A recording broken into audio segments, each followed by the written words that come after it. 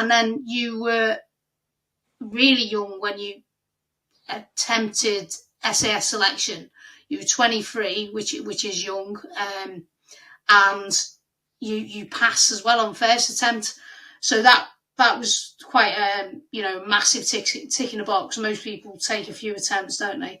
And then you pursued that career. So what was the moment that you decided? Because there's always a moment that you decide to do something special or put yourself out there, when you could just sit in, in your shell scrape or in your barracks and hide away and just have a nice career like that. What made you step out and go for selection? Yeah, I guess if you were from a unit like the Paras or Marines, or you probably had a good idea what the SAS was about because you had friends that had went away, they'd passed or they'd come back. I was from the Royal Scots. We never had anybody in at that time. It had been a long time since we had anybody get in, and I think the guys that had got in before me were just on their way leaving as I was sort of joining. So there wasn't a lot of continuity. I had a good friend, Cookie, who'd went away. He was a really good soldier, well respected within the unit. And he got a stand-up fail at the end of the jungle.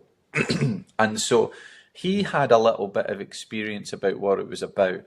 But if anything, that made it more daunting for a lot of the Royal Scots because, Cookie was seen as, this kind of super soldier. He lived and breathed, the recce and the unit. So when he failed, I think a lot of people thought, well, if he failed with no chance, and sometimes you can have that. Just like when I passed, that gave a lot of people incentive because they were like, Colin's quite a normal person, he's not any super soldier. So if he passes, that gives us motivation that we can. And so after I passed, there was maybe, I don't know, 6, 8 guys within the next year or two that attempted selection because they could identify with that.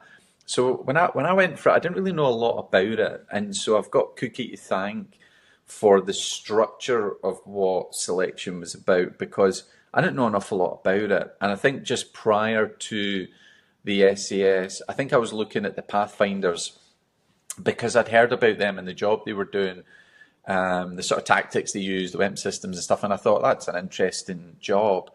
And then a couple of things probably swayed my decision. One was coming across the regiment in Northern Ireland. So when we thought we were doing the sneaky beaky stuff, hiding in bushes and doing the stuff, these guys were the mallet. They were coming in doing the proper stuff. And I thought that's, it's a step up from what I'm doing. So I want to give it a go.